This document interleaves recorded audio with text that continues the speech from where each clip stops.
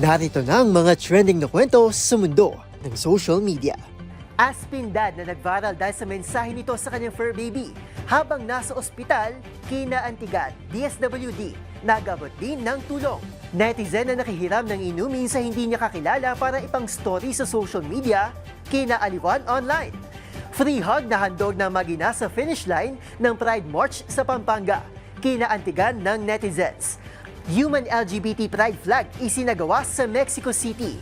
Pope Leo XIV pinaalalahanan ng mga politiko na huwag magpaloko sa artificial intelligence o AI. Japanese selfie queen Kimiko Nishimoto pumanaw na sa edad na 97. At ligaw na pagong nagdulot ng plane crash sa Amerika. Piloto at pasahero patay.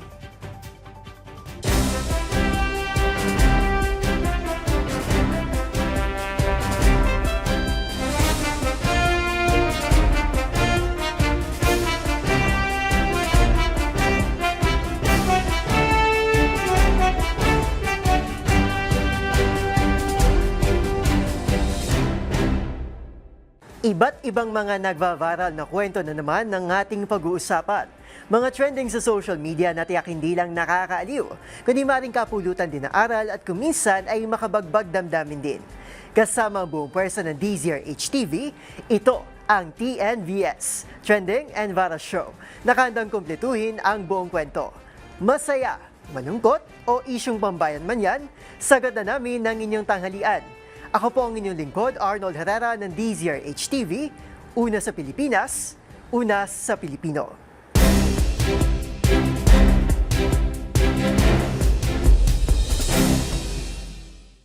Para sa ating unang trending story, Fur Dad's Love. Yan ang pinatunayan ng isang fur dad na ito matapos mag-viral kamakailan sa social media. Ang video nito kung saan nagpahatid ito ng mensahe para sa kanyang fur baby. Ang mas nagpaantig sa mga netizen, ito ay dahil nasa ospital ang amo at kasalukuyang sa ilalim sa isang operasyon. At dahil dito, nagpaabot na rin ng tulong ang DSWD para sa loving fur dad. Ang buong kwento, tutukan sa trending report na ito. Dipon, hello. Nakabait ka ha. Wait po daddy ha. Papagaling pa. Hugot si daddy ha. Nag-viral ang videong ito kamakailan matapos na maraming netizens ang maantig sa mensaheng ito ng isang fur dad para sa kaniyang fur baby. Matagal na kasing hindi nakikita ang dalawa simula nang maospital itong si Tatay Ferdy. Dahil sa diabetes, kailangan itong sumailalim sa isang operasyon at putulin ang kaniyang kanang binti. Dahilan para makonfine siya sa ospital ng halos 2 linggo. Kaya naman sa labis na pangungulila sa kanyang fur baby na si Nipple o Nips ay naisipan itong maghatid ng isang mensahe para sa kanya. Dito na tila lumambot ang puso ng marami lalo na sa pagpaparamdam ni Tatay Ferdy ng tunay na pagmamahal sa kaniyang alagang aso. Ayon sa uploader ng naturang video na si Chris, anak ni Tatay Ferdy, simula nang makonfine ng kaniyang ama ay una nitong kinamusta pa si Nips kung kumain na ba o maayos ang lagay nito. Guys, kampay kami ni Nipple. Kape. Kapal.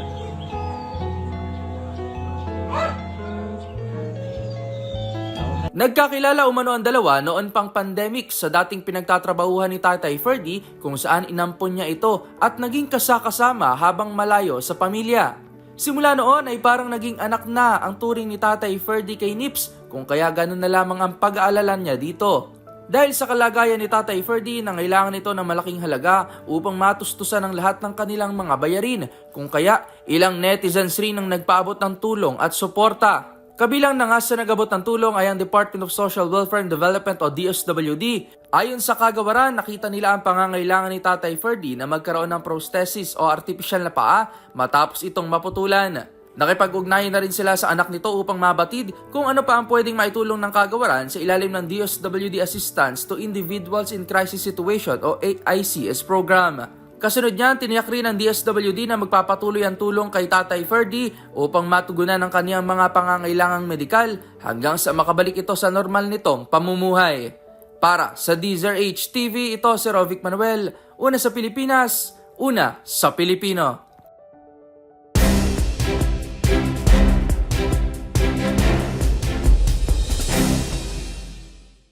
Para sa ating next viral story, Laugh trip ang hati ng isang netizen na walang bahid ng hiya nang kausapin nitong biglang isang dalaga na nakasalubong sa kalsada ng Binondo para hiramin ang hawak nitong inumin para lamang may maipost sa social media. Pero ang babae, ano naman kaya ang reaksyon? Ang eksenang yan tinutukan ni Rose Babiera. Ay, te. Pero mo ko pa may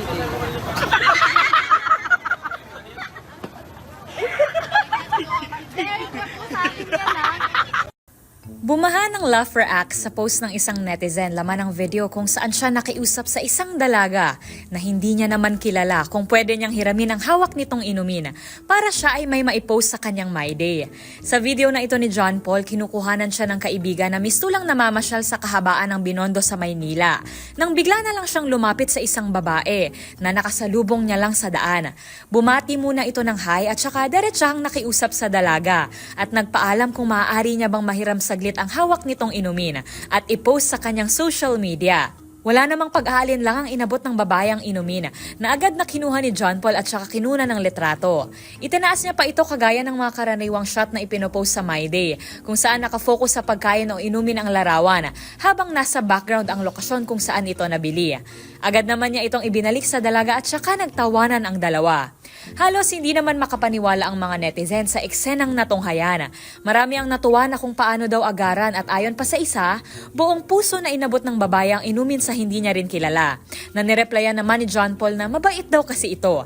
Ang isa pinunto kung paano ito ang nais niyang makita sa mga galaan, kung saan kahit hindi pa magkakakilala, aniya same vibes daw.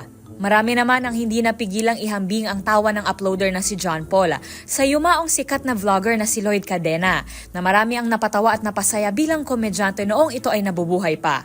Para sa DZRH TV, ito si Rose Babiera. Una sa Pilipinas, una sa Pilipino.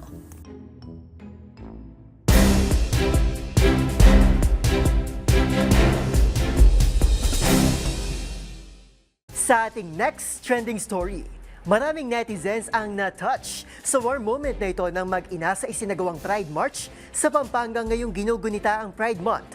Sa dulo kasi ng finish line ay handog ng mom at grandma ang libreng yaka para sa mga dumalo na tila pagpapakita ng pagtanggap sa bawat miyembro ng LGBTQIA+ community. Ang Hugs for All Colors ng mag-ina, panoorin sa report ni Dustin Bayog. Ang yakap ay walang kinikilalang kasarian. Tila ito ang tumagos sa video na trending online kung saan makikita ang mag-ina na nag-aalok ng free hugs. Nangyari ito sa finish line ng sinagawang Pride March sa Angeles City, Pampanga bilang bahagi ng selebrasyon ng Pride Month ngayong Hunyo. Ang nakakaantig na eksena ay nakuhanan ng netizen na si Amira Magnaye kung saan nagtrending ito sa TikTok na may higit 2 million views na. Maraming netizens naman ang nagpahayag ng pagmamahal para kay mom at grandma na tila pinakikita nito ang pagtanggap sa bawat miyembro ng LGBTQIA+ community. Para sa isang netizen, extra touch ang ginawa na ito ng mag-ina, lalo tila kilala ang kanilang henerasyon sa hindi pa bukas na pagtanggap sa kanila. Habang ang ilan ay sana raw ay nandun sila sa venue para mayakap o hindi naman ay sila mismo ang yayakap kay mami at lola. Samantala, proud naman ang isang netizen at drag queen na nagsabi silang kanyang ina at lola na sumuporta sa kanya sa event. Ang video na ito ay umabot na nga sa higit kalahating milyong hearts na patunay na walang kinikilalang kasarian ng mga yakap at ang pagtanggap ay para sa lahat ng kulay. Para sa DZRH TV, ito si Dustin Bayog. Una sa Pilipinas, una sa Pilipino.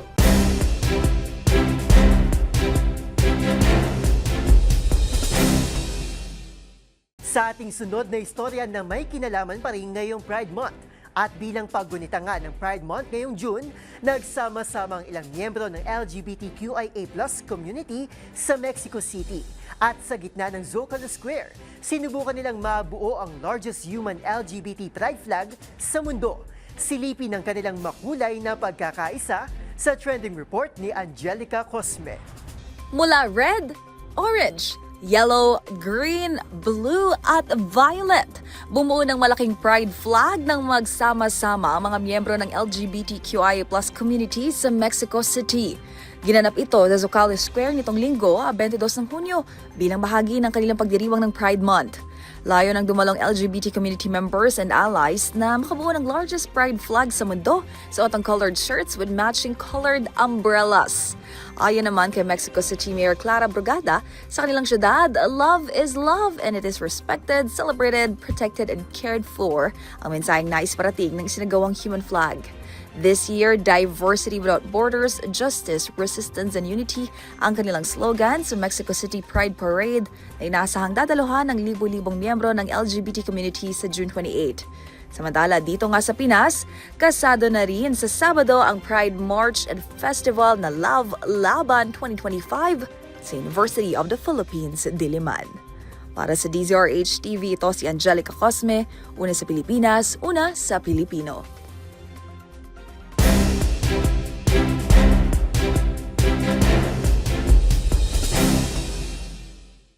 Sa susunod na trending balita, muling nagpaalala ang 69-year-old pontiff na si Pope Leo XIV, lalong-lalo na sa mga politiko patungkol sa banta ng artificial intelligence o AI kapag namanipula. Yan ay imbis na gamitin sa pansariling interes ay bagkus, gamitin sa mabuti at progresibong pag-unlad. Kung matatandaan kasi sa Pilipinas, isang politiko umano ang tila nabiktima ng AI, bagay na agad pinutakte ng mga netizen. Ang iba pang detalye tutukan sa trending report ni James Galange. Muling nagbigay ng babala si Pope Leo XIV sa banta ng artificial intelligence o AI, pero hindi lang para sa publiko kundi espesipikong para sa mga politiko. Sa isang pagtitipon noong Sabado kasamang nasa mahigit 60 world leaders sa Vatican, sinabi ng Santo Papa na huwag anya kalilimutan na gamitin ng AI bilang kasangkapan na gamitin sa mabuti at hindi sa namang uri ng panlalamang. Anya, sa panahon ngayon, ang panlalamang o hindi pagkakaroon ng pantay-pantay na estado ay siyang isa sa mga dahilan ng gyera tulad ng nararanasan ngayon sa iba't ibang panig ng mundo. Bagkus nakikita pa rin ng Santo Papa na malaking bagay pa rin ng AI sa scientific at technological progress na para sa kanya ay sa kabubuti ng pag-unlad ng mga bansa. Samantala, sa Pilipinas, matatandang isang senador sa bansa ang kamakailan na nag-viral sa social media matapos maging biktima ng AI na agad din naman pinutakte ng netizens. Bahagi ng ilan, ganito ang nila nakakabahalang epekto ng artificial intelligence habang may nagsasabi rin naman na ginagamit umano ang AI para lamang makonvince ang opinyon ng mga tao. Habang isang insidente rin na paggamit ng artificial intelligence na napaulat kamakailan sa Amerika na ipinost pa mismo ni US President Donald Trump ang kanyang AI-generated image na nakabihis pang Santo Papa, bagay na inulan din ng batikos. Para sa DZRH TV, ito si James Galange, una sa Pilipinas, una sa Pilipino.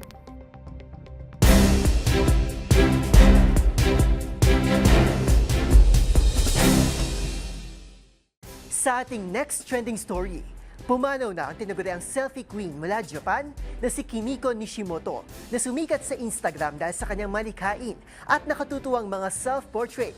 Sa kabila ng kanyang katandaan, pinatunayan niya na ang pagpapahayag ng sarili ay walang pinipiling edad. Balikan ang kanyang naging iconic na larawan sa report ni Millie Borja. Pumanaw na sa edad na 77 si Kimiko Nishimoto. Ang hinangaang Japanese great-grandmother na sumikat sa Instagram dahil sa kanyang nakatutuwang mga self-portrait. Kinumpirma ng kanyang anak na si Kazutami Nishimoto ang pagkamatay ng ina sa isang Instagram post. Si Kimiko ay may mahigit 400,000 followers at tinaguri ang selfie queen ng Japanese media. Nagsimula siya sa pagkuha ng litrato sa edad na 72 bilang retiradang estudyante sa photography class ng kanyang anak. Mula noon, naging paborito siya ng marami dahil sa kanyang malikhain at katatawang mga larawan, kabilang na ang pagpapanggap bilang lumilipad na witch, sumo wrestler na lasing at iba pang kakaibang karakter. Sa isang panayam noong 2018, sinabi ni Nishimoto na ang kagandahan sa pagkuha ng litrato ay kaya itong gawing kahit saan at anumang edad. Lumabas din siya sa iba't ibang palabas sa telebisyon at mga pahayagan sa Japan dahil sa kanyang kasikatan. Subalit naging paksa rin ng pagkalito ang ilan sa kanyang mga larawan, tulad ng isang self-portrait na ito kung saan siya ay nagmistulang nakabalot sa garbage bag na inakala ng iba ay tunay na insidente. Para sa DZRH TV, ito si Millie Borja, una sa Pilipinas, una sa Pilipino.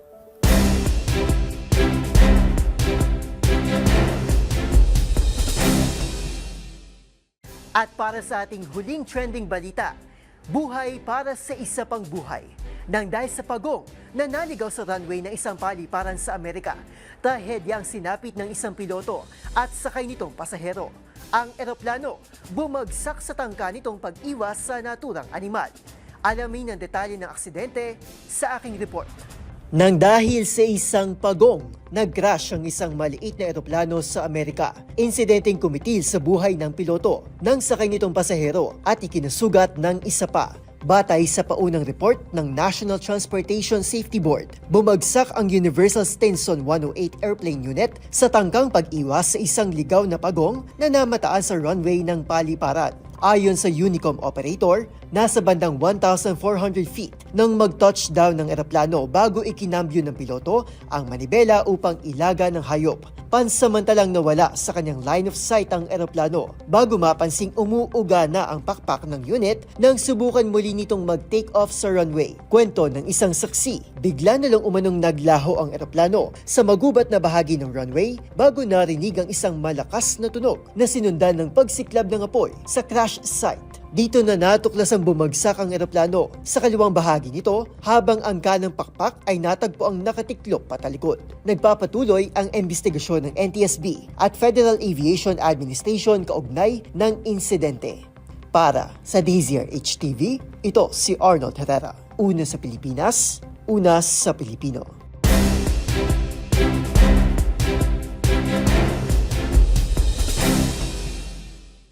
At yan ang mga kwentong kinagiliwan, pinusuan at gumawa ng ingay sa social media. Kung meron din kayo mga katulad na istorya, i-share nyo na yan sa ating comment section. O di naman kaya, ay itag nyo kami sa TikTok at DZRH News. Magkita-kita tayo muli bukas para muling himayin, tuklasin at buuin ng mga detalye para kapag nakita mo ang viral video na may nag-share, ikaw na mismo ang magdaragdag ng mga impormasyong nalaman mo sa TNVS, Trending and Viral Show. Mula sa kauna-unahan sa Pilipinas, DZRH, ako po si Arnold Herrera. Una sa Pilipinas, una sa Pilipino.